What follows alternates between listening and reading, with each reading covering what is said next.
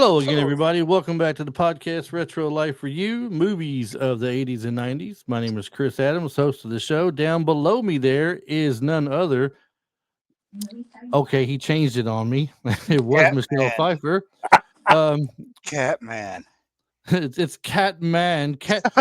It's a problem because, like a lot of people today, he don't know if he's man or woman. I guess. And then on the upper right hand Sometimes. corner, in the upper right Sometimes. hand corner, we got a special guest with us this week, and I'm not talking Marty. Marty was unable to be with us this week, unfortunately, and I know he hates that, but. We have a special guest with us this week, Mr. Travis McKenna. And you might remember he was on with me before, quite a long time ago. Mr. Rollins down there was not able to be with us, and he missed out on it. But Yeah, I'm sad about that. I know he's got Now his we got chances. TNT. It's TNT Dynamite, though. TNT Dynamite time. There you Got go. Travis and my other cousin Travis. That's right. That's it. And since Mr. Travis on the bottom, here's what we're going to do. We're going to say Travis bottom, Travis top, I guess is what Well, we're going to do. really, Or 'cause we the can way say I'm seeing, Mr. TR, Mr. TM. I I'm don't seeing know. this right in a row. It's like in the middle. We'll do something. That's well, you're in the middle because Marty's not here. So No, I what put did you? Travis in the middle. You call me just I'll just, huh? Well, I'll just call you Merman, doofus. Dad. I'll Merman. just call you doofus is what we'll do. We'll say, hey, You do that doofus. And too. you know I'm talking to you. Goofy. We're going to talk about Batman Returns today. Batman Returns. That's why he had the Catwoman sitting up there showing it off. Batman Catwoman. Returns. For those of you who have been under a rock or in a cave or something, or don't remember all this way back, Batman Returns was the second movie, Batman with Michael Keaton in it and Tim Burton directing. And this is the one that's got the Penguin and Catwoman in it. I'd admit I like the first one better. This one's darker. This one's darker for sure. Absolutely. A lot more different, and that's the only reason why Tim Burton supposedly came back, because he got to do it a little more of his way, and it got to be a lot darker, and I don't know how to describe it. More, uh, Gothic. gothic, possibly, maybe because of Gotham Gothic. Well, But he a played into a lot more of the grays and a lot more shadowing. fairy tale There type was setting. less color in this one than there was in the first one. You know what Yes, I mean? and Like he played way more into that, what kind of like the feel that he had with the Corpse Bride. what it says on animation. here, it says the tone veers further into a gothic fairy tale territory, is what it There you go. says. So, and then we figured what better way to talk a movie than to have somebody who experienced that movie, and Travis Top. Travis Yeah. on top. Oh, I'm gonna give him a round of applause for sitting in with us. Thank you, Travis. Yes, had a bit of a part in the movie. And yes, thank you for coming back again. Definitely, thank you. No problem, fellas. And having a part in that movie, I had to be a blast to just even be a part of it and be in there doing something. I mean, and it's not like you're just in there for a minute. You're in there for quite a bit in the movie. I don't know how Yeah. long it seemed when you were filming it, but I mean, when you sit down and watch it, your character's in there off and on quite a bit. Yeah. Yeah. It it was for me, it's a great experience. One, Tim Burton's mind. He's just got a different way of looking at things. And then to be kind of part of his vision. I mean, I was part of what they called the Red Triangle Circus Gang. Yeah. That's what we kind of were, and it had. I mean, we actually had a guy in there who actually swallowed a sword. Yes. And then we had a gal who was wearing an Indian chief's costume, and her name was she was a female gladiator. She was one of the American gladiators. Her name was Diamond, and Oh, really? I didn't Really? even Was that realize her? that. yeah, I didn't catch that either. yep. And then Wow. Rick, the strong man, was Rick Zumwalt, who's Yeah. became a really good friend of mine. He's unfortunately passed away, but I mean, it was really kind of a weird, that whole vibe in there. But I mean, then we're in this filming, and one of the sets was the big water set at at Universal, and that's where they had the penguins lair, and they had real penguins in the water, real penguins around. That water was freaking cold, you know. I read somewhere where they had the set was kept at like 35 degrees or something like that constantly. Yeah, it was cold, and the water was cold. Trust me, I ended up in the waters. Oh yeah. Yep. When they it was funny because I wasn't supposed to die that way originally. Catwoman was supposed to kill me or something. Anyway, they came to me one day and they said, and it was Tim and actually Tim and Danny DeVito. They came to me and they said, "Hey Travis, we're thinking we need a death here, and we'd like it to be you." And I went, "Oh, okay." And he goes, I go, "Is this going to change my deal any?" I was, really worried about getting paid. No. We're, no, we're good. I go, "Okay. Well, we're trying to figure it out, And I went, "Okay, well, and Tim was, Tim's, the guy's got this incredible mind, when it comes to what he wants to shoot and how he wants to do it. And we were talking and we kind of all came up with this idea and he said, "We think, Penguin's going to pull a, what do you call that? The umbrella. Right? And it's going to be, a shot that shoots you." I went, "Okay." And he goes, "Can you swim?" And I went, "Well, yeah, I'm, real good swimmer." He goes, "Because we're thinking maybe when he shoots you, he'll come over and kick you and you roll down into the water." And I go, "That water there?" That water there. I go, "Because that water's really cold, and everybody else who went in that water was wearing like a polar wetsuit." And I go, "I kind of know I'm not getting one of these since we're going to do this like this afternoon, right?" So I was like, "Okay, sure, Let's I'm talk game." about bonus pay for a second. Right. And it's funny because I when we shot the scene, it was the last thing we did at the end of the day, and he kicks me and I rolled down in the water, and I thought, well, I'll try and grab a breath of water. Well, I hit that water and it was so cold, it sucked the air right out of my chest.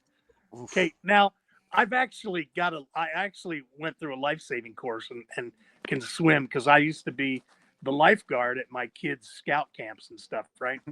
And I hit that water and man, I mean, it sucked the air right out of my chest. And they said, "Now just stay underwater for as long as you can. And then when somebody will come over and touch you. That's why you can come up." And I went, "Okay, I'm good with that." So I'm laying in there and I'm in the water and I'm face down and I'm going, "Okay, running out of air, boys." I'm thinking, and I finally just had to like pull my head up out of the water and nobody was around. And I'm going, what, and then the water had gotten it. I mean, the water was so cold that it kind of did something because I couldn't think. I was like, really, and I'm not afraid of water, like I said. And I paddled over to the side of the ramp where I rolled down, and I grabbed it and I stood up, and then I realized I was like in 3.5 feet of water. I could have stood up at any time, but didn't think about it, And so I just stayed in the water, and I'm going, "Okay, did we get it? Do we got to do it again? What?" So I end up jumping out of the water and going up. They put a blanket around me and they're looking at it. "Oh no, it looks great, blah, blah, blah." And I go, "What happened to somebody like touching me and telling me I can, pull up out of the water?" They go, "Oh yeah, well, we didn't have anybody in the water to do that because, and I was like, Because the "Okay, water's whatever." cold. And then they took me up into a shower. Oh God, yeah. They took me up. I got in a shower. I put on my clothes. I drove I lived about 35, 40 minutes away. I got home. I literally took off all my clothes, jumped under bed. I didn't get warm again until I got underneath my own covers at home, like an hour later. And so that was on a Friday. So we come back Monday morning and they go, hey, listen, Tim comes over to me and goes, hey, Travis, listen, great job Friday. I go, oh, thanks. He goes, we got to do it again. I went, oh no. okay. He goes, yeah. He goes, well, we want to get a camera down water level as you're coming in and hitting. And I went, okay, sure, And at this point, I had no idea. I'd never asked if they were going to give me a stunt adjustment, because you're going into water, you're going into cold water. And I thought, well, somebody will probably anyway. And I knew the stunt coordinator and the assistant coordinator. They were good friends of mine. I'd known them for years. And so they said, okay, we're going to shoot that again. So again, they waited to the end of the day. Last shot, I'm up there, boom, they kick me down. I go into the water. This time, I waited until I had rolled all the way down the ramp, and I took my last big old gulp of air right before I hit the water. And then I was like, good, because I could stay longer, because I hadn't used up all my air yet. And I was, and then towards the end of being in the water, I just let a little bit of air out at a time so I could stay in longer. I finally waited. Again, nobody came over and touched me. I just stood up where I was and I walked over to the ramp and I go, did we get that? And they were already looking at the playback. Oh my God. I go, somebody answer me. I said, somebody talk to me here. I said, did I stay under long enough? And Danny DeVito looked at me and goes, Travis, he goes, we could run credits by how long you're under. Yeah. So, that was like we need to get a little conversation going about our communication issues here. Yeah. But again, I would, freezing cold. That water, the first day I think I went in, the water was like I want to think maybe 47, 48 degrees. But because it had gone all weekend and nobody had been in there and they hadn't had any lights on or anything in there, the water was like 45 the second day. So it was a little colder. So I'm curious now. I'm curious now. This is the second time you've had to go in. Was there a third time that you had to go in? Nope. Because the reason I ask, I just watched it again today. I always watch the movie we're doing the day of, so it's fresh on my mind. Right. And there's a scene where Christopher Walken's character, I guess he gets knocked down in the water or jumps in the water from his cage or something like that, and he's grabbing that gun that is down there where you are under the water. Right. So I didn't know if they had to get you back under the water again and put a camera on you under the water, or if it was already there to begin with. No. Actually, we shot that after principal filming was done, and it was done in a swimming pool at the Warner Ranch. And the water there was not that cold. It wasn't bad at all, you know. But the first time we shot that scene, when he grabbed that big, 6-inch 357 Smith & Wesson, he cracked me right across the head and the nose with it. Oh man. And I was like, I came up out of the water and I was like, okay. And nobody said anything to me. Are you okay? How are you? Sorry, we hit you in the face with a 4-pound, stainless steel gun. No, nothing. My bad. Pistol whip you. My bad. Yeah, nothing. So I was like, okay, well, I guess I know where I am on this, this Was that now? You said that was Christopher Walken that hit you with the gun? Yeah, Chris Walken did. Yeah. Dang. You know what you should have done? Yeah. You should have looked him right in the eye and you should have said, I know that it was probably an accident. Right. I'm still gonna kick your butt. My nose was bleeding. They had to, give me a towel and I had to clean all up before I went back underneath there.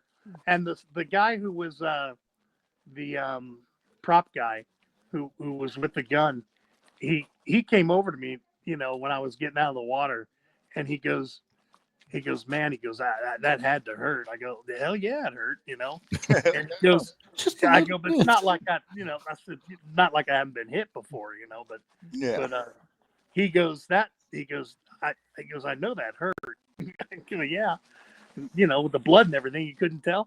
But they nobody ever said anything to me about that. Wow. Not even a my fault or nothing. Not even like a my bad. Oh, No, not even a I mean my to bad. crack you quite so hard.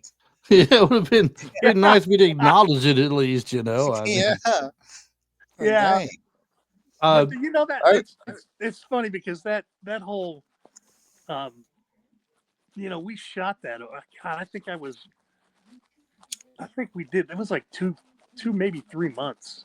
That's what I was going to ask. What your interaction, if aside from getting cracked in the nose with the gun, with Chris Walken was like, because like, dude, Max Shreck had to be the scariest dude on the movie because Chris Walken with that hair and the way he looked like. I was And I know he's actually very eccentric too. I hear people tell stories all the time about the wild, off the wall stuff he just says out of nowhere.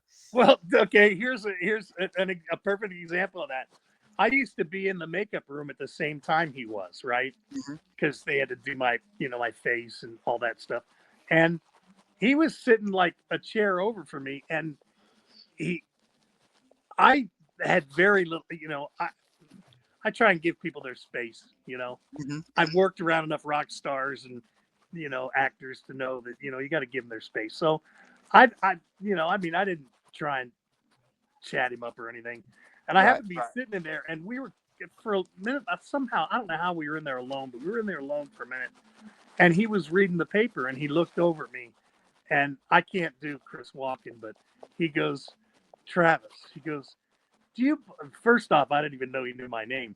And then he goes, do you believe this shit?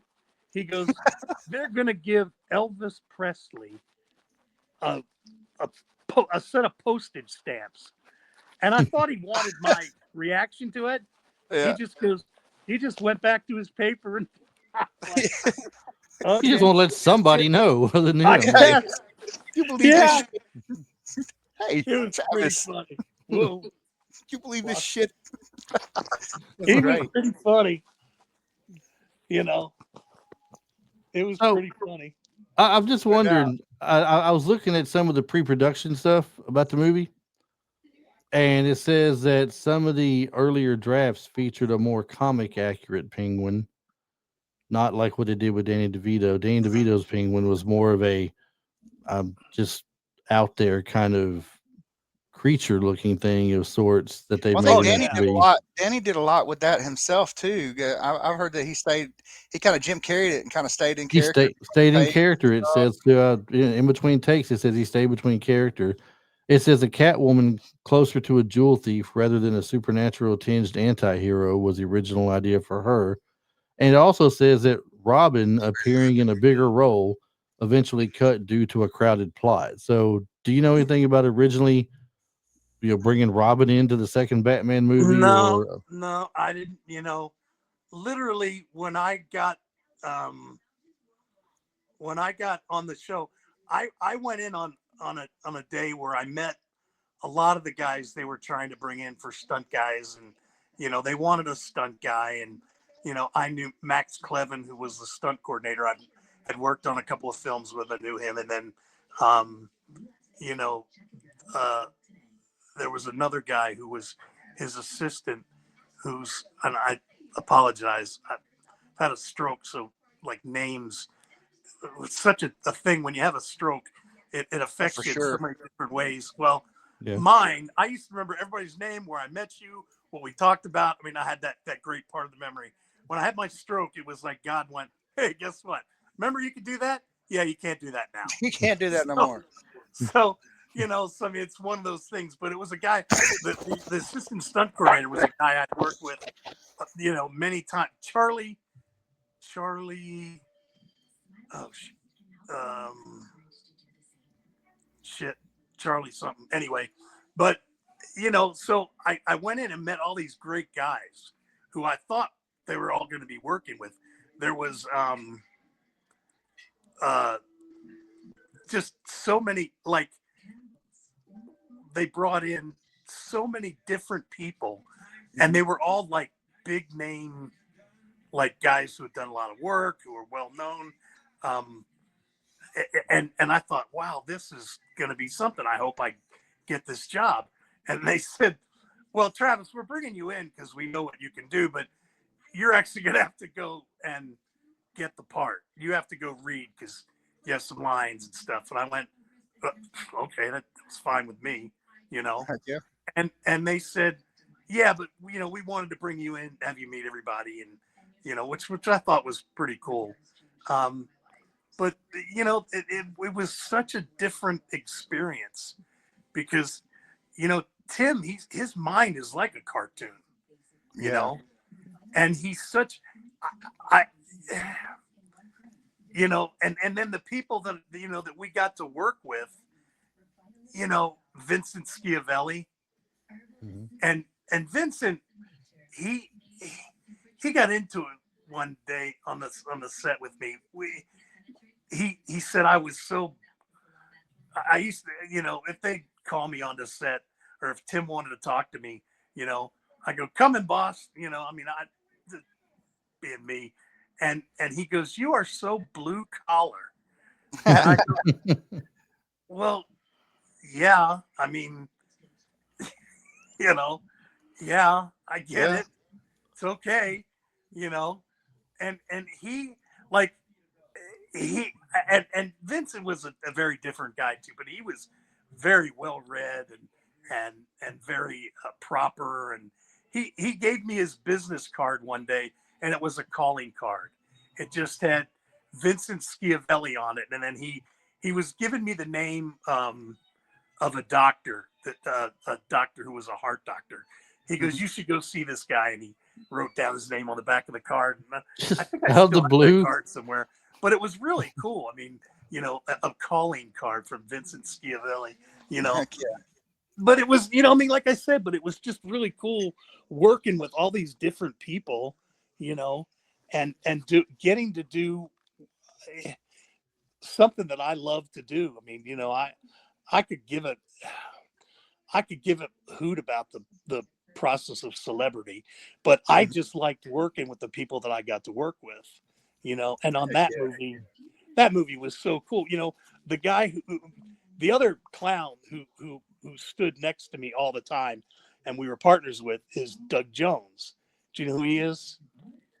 Yeah, he oh man, I was just reading about this earlier with Doug Jones. He's like as tall as me, but he's like weighs about $1.25. It's the thing that we was Doug in. Jones is the dude. I know. We stood next to each other and looked like the number 10. You know, Doug Jones is the one that does. He did something. The Shape of Water. He did the Abe and Hellboy. He did The Hellboy. That's it. That's what I was trying to think of was Hellboy. He he was the Silver Surfer. He did the body action for Rise of the Silver Surfer while Lawrence Fishburne voice, which I think he should have got. I love that guy. Yes, it took me a second, and I'm like, Doug Jones. My Rolodex is going. I'm like, oh, I know exactly who this is. Yeah, I love that guy. Great guy. His ability to do the physical acting without even like the way he can convey the emotions and like things he's going through with his body versus even speaking. It's right. Yeah, Doug, cool. He's awesome. Doug's a great guy. One day I wasn't doing too well and I was feeling. I didn't know that was him. That's cool. Yeah, I was feeling really sick one day, and Doug, he came to my dressing room because his dressing room was right next to mine, and he goes, "Are you okay?" I go, "Nah, man, I just feel like crap today, and I can't get out of my own way, and I don't feel well." And he actually quietly went to the first AD and said, "Listen, Travis is in his room and he's throwing up and he's not doing too well, you know."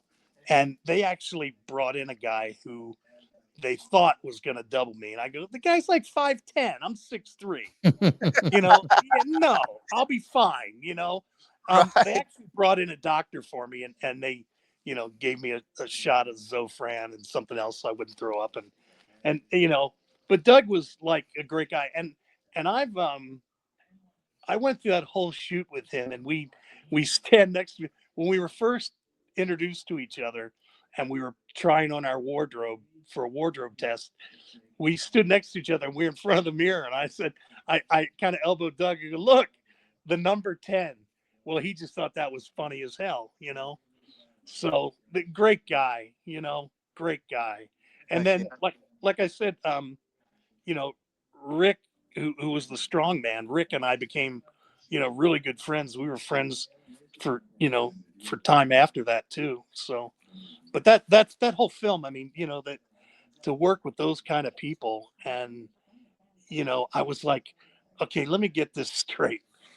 I'm working on this movie with all these great people. I'm making pretty good cash, and I'm working with some of the giants in the industry on a big budget movie. Yeah. And I just thought, how does a guy from Lutherville, Maryland, the kid from Lutherville, Maryland, end up doing this? And Just feeling blessed all day long, huh? absolutely. Heck yeah. Absolutely. Did it seem like so with this being a big budget movie and being what it was and having everything or having a lot of things, this is kind of pre-CGI so much, and so having all the traditional effects and everything going on, and with you being a stuntman as well, and when you went back and watched it, did any of that being a part of it as you were making it, being one of the players, when you saw it come together, I wonder. I'm trying to spit this question out in a way it makes sense. It's seeing it all put together behind the scenes. I mean, I know you don't know every scene that's coming together or something, but did it take away from any of the magic when you see it on the screen, or does it in a way make it more special because it's like, okay, we were doing this, but then it looks like that, and it didn't look anything like that in person? So I wonder if it or added to the magic when you actually saw the film. Well, two things about the magic of making a movie. One day I was walking in through one of the sets, and there was a dummy of me, and it was in my costume, and it was kind of laying there, and I looked at it, and it kind of shocked me. I was like, oh God, what the holy crap. I went, wait a minute, that's me. I mean, and then when I went to see the movie, I didn't get invited to the big premiere of the movie. Okay.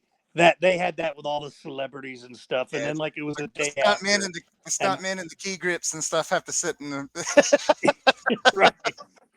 So when I saw it, the day I saw it, we saw it at the Mann Chinese Theater in Hollywood. That's where they screened it for us.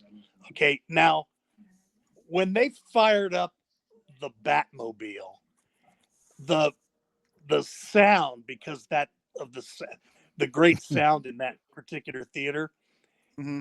it like shocked me, and I was like, whoa, wow. And that was the first time I think on any movie set or anything I'd ever done where I went, now that's Hollywood, and I get to be a part of it. That's what I remember from that. And then it was the sound of the Batmobile firing up, and the way it shook, it reverberated through the sound. It was too cool,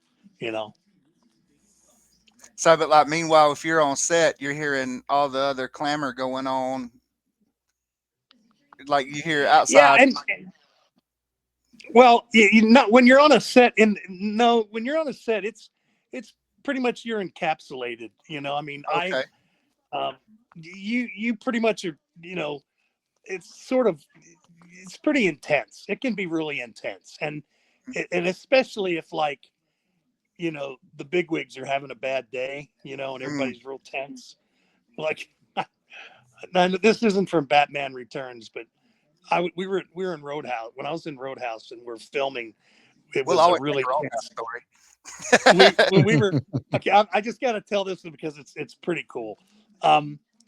We're everybody's tense as hell, and it's we were filming on a couple of extra days, and everybody was kind of working for free, and because they needed to finish the movie, and there was no budget. And then anyway, so there's this scene where I come into the bar and I come up to Sam and Patrick and I go, hey, Dalton, Red's place is on fire, right? So we've talked about it. We haven't rehearsed it yet. Everybody gets in their what they call the last look. They're getting in their picture ready. And then we come in and they want to rehearse it one time before we actually shoot it. Well, I didn't realize, I think that they shot this, but when I come busting in the door to the double deuce, I jumped over the stairway, hit the ground, and I skipped over and I went, hail and salutations, young Dalton. I fear Red's establishment is ablaze. Well, everybody cracked the fuck up. Right. Patrick, Sam, everybody. And I thought, oh shit, maybe they're going to be really mad at me. And Sam grabs me by the shoulder and he's laughing and he goes, you just broke the tension in the room. That's the funniest thing I've ever seen. He said, and that's probably the best thing you could have done because now we can get to work. Right. Nice. So, what a compliment from Sam Elliott, dude. That's awesome. God, yeah. The stash and Patrick too. Yeah. Patrick was laughing so hard. He said, dude, you're gonna make my stomach hurt, because I wasn't involved with it, but I got an awesome one for Patrick, man. My dad and his wife, my stepmother, used to have a house, or they rented a house or something up on Lake Lure. And my dad, it's so funny to me because he was so clueless. They were right next door. He had no idea. They're right next door to Patrick Swayze. Patrick Swayze had a house on Lake Lure too, because they filmed Dirty Dancing up there and everything. So Dad's out there polishing the bike. He had an old Harley he was out there polishing. And to hear him tell the story is phenomenal. So the next door neighbor walks up and they get to talking. He said, well, I'm Pat. It's nice to meet you. So he shake hands, talk about the bike. Well, then he invites him over. He said, well, I'm having a small get together with some friends tonight. You and your wife are welcome to step next door. So he goes back in the house and Cindy and one of her friends are standing there at the kitchen window, just freaking out like, oh my God, do you know who that is? And he's like, yeah, it's Pat. He lives next door. Well, like, the funny who's that? It's Pat. Pat lives next door. He invited us over. The funny thing about Patrick Swayze is my friend Julie Michaels, who I worked with on Roadhouse. She was doing a movie with Patrick and Keanu Reeves called Point Break, right? Mm-hmm. And she's doing a fight scene with she's the shower girl. Right. She was, yeah, exactly.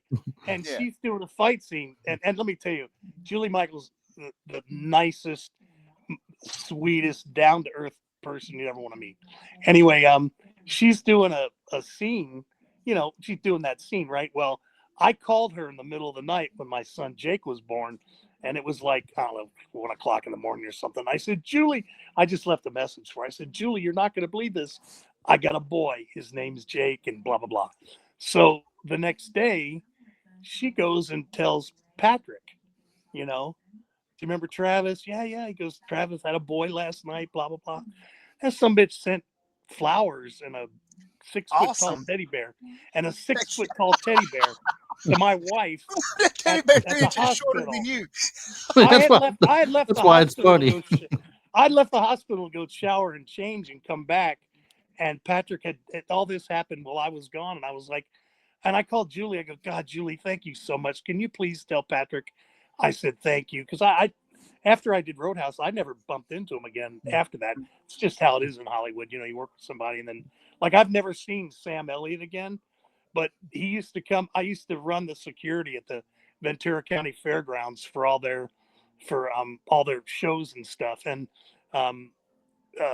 Sam came there with his daughter and maybe his wife too, and took him to the fair. And it was during the day, and I hadn't gotten there yet. And somebody had told him, "Hey, the guy that did Roadhouse with you is the head of security here for all the concerts and stuff. And he actually went into the office and asked, Oh man. and people were freaking out. Sam Elliott knows you. I go, well, I kind of worked with him. Yeah, I hope. And they said, no, he came into the office. Well, the lady who was running the fair, her name was Barbara at the time.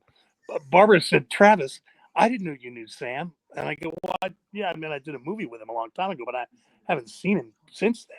Well, he came in here and he was so nice and took pictures and signed autographs and was looking for you. And I guess, by the time I got there that day, he had already left, but it was like the talk of the talk of the day. And I was like, okay, Yeah. well, I didn't know. I've heard other stories about him like that. They say he's good and don't forget people he's worked with and things like that. Just He's earlier this week, I talked with Rebecca Tickell. Um, Travis, of course, had to work, was not a part of that, unfortunately. But we talked with her, and she was the girl in the movie Prancer. She was playing the role of his daughter Oh yeah, I remember in that Prancer. movie, of course. So, of course, she's all grown up now. She does documentaries on like Save the Earth kind of stuff and things like that. She's really cool, really nice guy, gal there to talk to and everything. Real nice woman. And she said, I asked her, does she keep in touch with anybody from the movie still? And she said, occasionally she'll still get a phone call out of the blue from Sam Elliott talking about how his little girl's all grown up and everything and things like that. And she said, it's really cool to her that When we were they've had doing that kind of. Roadhouse, when we were doing Roadhouse, he had they were putting all these tattoos on him, and they put his daughter's name on his arm, and I said, why that name? He goes, oh, that's the name of my daughter. Real. I mean, but generally, one of the nicest guys you'd ever want to meet. But Yeah. and it's like when I was working on Batman Returns, or not, on Batman Returns, we had the cast, the party at the end of the show, rap party, right? So we come walking into this restaurant. It's in some fancy, the Mayan restaurant in LA. And we go walking in, I'm talking to people and, blah, blah, blah. And my wife is talking to this guy at kind of near the front door. And they're talking for like, I don't know, 30 minutes. And my wife finishes up talking with him and she looks over me and she goes, now, who was that? I go, that was Batman, dear. That was Batman, Right? dear. So then fast forward to the Ben Johnson Pro Celebrity Rodeo. And I'm doing the security for that. And I'm, and I come walking over and my wife is, and I've got her some really nice seats. They're right on the railing. And she's talking to this guy on a horse. And it's Michael Keaton. Oh wow. And he's doing some cutting or roping or something there anyway. And he looks over and I go, hey, Michael, how are you? And he didn't give me the time of day. And I go, you don't remember me, do you? He goes, no, why would I remember you? I go, because I was the big clown in Batman Returns. He goes, what? I go, yeah. He goes, oh my God. He goes, I don't think I ever saw you without your makeup on. That's funny. And Danny DeVito Yeah, that's said funny. the same thing. His daughter worked for Bruce Springsteen.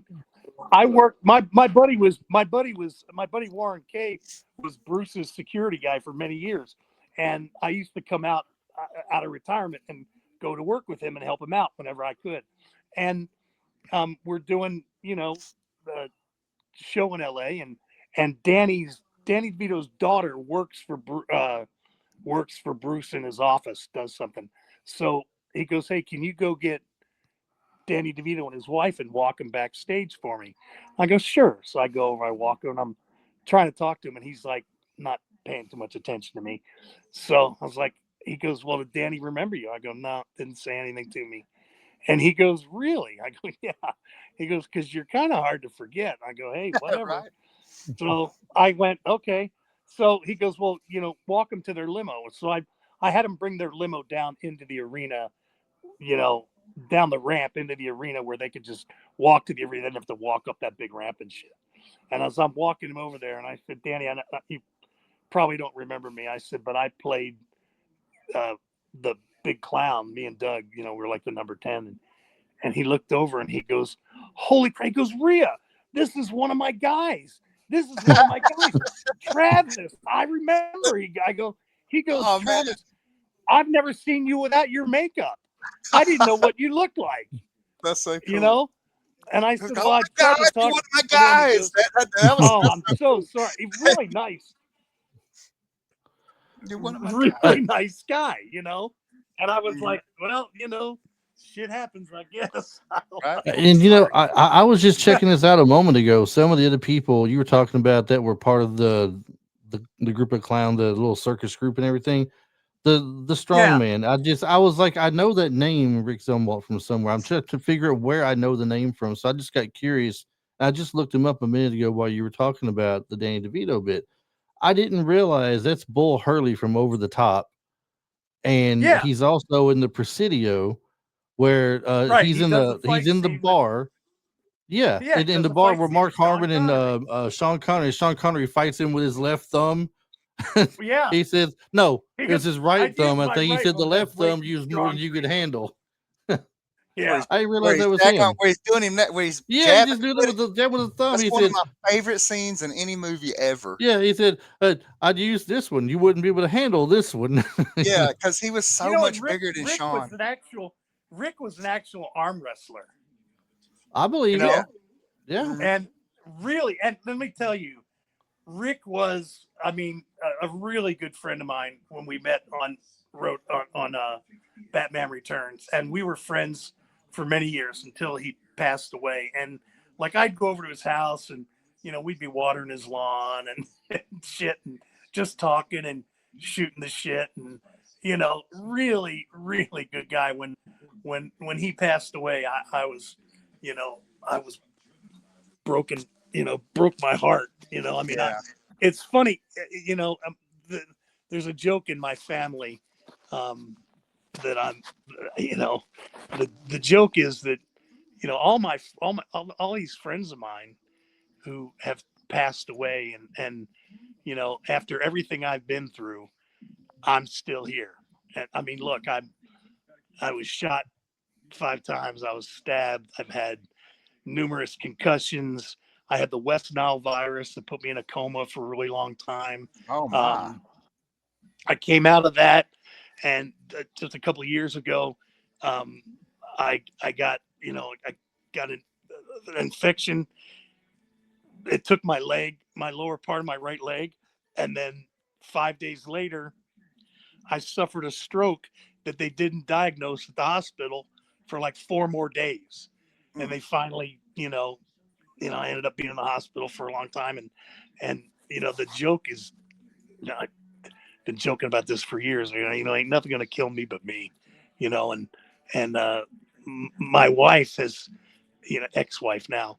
She said, the other day we were just talking about that, and she goes, of all the crazy things, that you've been through, and most of your friends have passed away before you, and they actually had a pool when I was younger, that I wasn't going to make it to live till 30, and they actually had money on it, Man. and when my 30th birthday came around, which was a day after my son Jake was born, they came and gave me the money, and we all went out to dinner, and we might have had a few cervezas, but they joke and laugh about that, and I go, yeah, I don't get it either. I kind of sometimes wonder why I'm still here, because it's not been, a lot of times it wasn't fun, and it hasn't been easy. But you know what? I just, the only thing I know is I'm just smart enough to know that I'm not smart enough. There So you go. that's how I get through life. I like that. Yeah. But let me tell you, Smart enough to know the, that I'm smart. the times that I, like, I'm a kid. I'm basically a kid from Lutherville, Maryland, and I go here. I've been in this movie Roadhouse that rent is still on TV today, 30 some odd years later. Yeah, Roadhouse. And I was in a Batman movie with Michael Keaton and Danny DeVito and Michelle Pfeiffer, and let me tell you, Michelle Pfeiffer is perhaps the the sweetest, kindest, nicest gal, and she's drop dead phenomenally gorgeous. Oh, Yeah, Like Yeah. in real life. Like for sure. she's like the first time I actually met her, I mean, I've been around beautiful women all my life. You know, I mean, I've been around, you know, Playboy playmates and models and actresses. But her, for some reason, the first time I, you know, was around her, I was so struck by her beauty that I couldn't speak. I mean, Yeah. she was, and she's just got this glow about her, Mhm. and she's, you know, I can't. I was trying to make a joke one day on the set when, you know, we were on set and she was in her Catwoman, you know, outfit. It was the first time I'd ever seen it, and let me tell you, that shit, whew, I mean, it looked like it was painted on her, and Right. she had the greatest figure. And I walked up to her and I was kind of standing there. I said, "Hey, I'm Travis McKenna, I'm, you know, obviously playing the clown." And I said, you know, it's funny. I said, I have that same outfit, you know. And she just looked at me. She looked at me deadpan and she goes, "No, you don't." No, you don't. And I was so dumbfounded. I went, "Yeah, it was a dumb joke. I'm sorry, but I'm nervous. Trying to be, you know, I was nervous meeting you." But That she suit was you're sweet. talking, that suit you're talking about, it looked like it was painted on her. You know what they did with the suit, don't you? They vacuum sealed the suit on her. She Oh, had that doesn't surprise me. it says that there were 60 versions of the Catwoman suit created. The vacuum sealed latex costume was famously uncomfortable. Michelle Pfeiffer could only wear it for short periods, and she Right. described it as like wearing a giant. I swear, this is so many bad jokes are coming to mind. She's swearing it was like wearing a giant latex sausage casing. She and let me tell you, she was such a pro. You know, when I, you know, the few times that I was on the set with her, you know, just you know, If you ask 10 guys what they remember about her mostly from the Batman Return movie, what is the one thing they're going to think of? They're going to say first they remember about her. oh, that Meow. suit. Oh yeah, absolutely. When she looked at you and went meow. Yeah.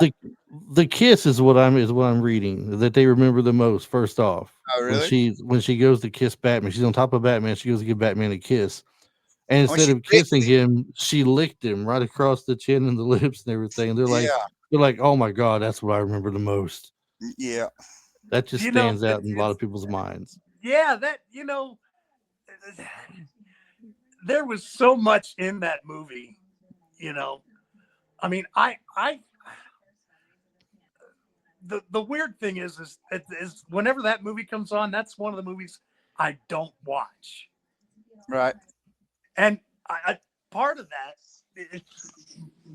that deal is that I really like Michael Keaton's Batman. Mm-hmm. Okay, He's a favorite to most people.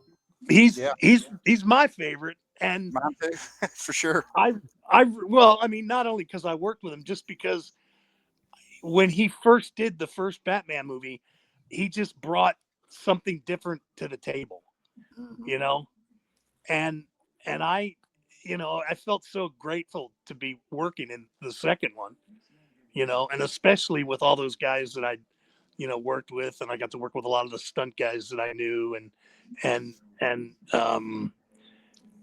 you know, I have been so fortunate because nobody ever told me some kid from Lutherville, Maryland was going to be able to make it and make a living in Hollywood. You know, I mean, even my own brother told me, you know, what do you want to do? You got to figure out something to do with your life. I go, yeah, I want to be an actor. He goes, you'll starve. I go, well, yeah, well, that obviously happened, you know.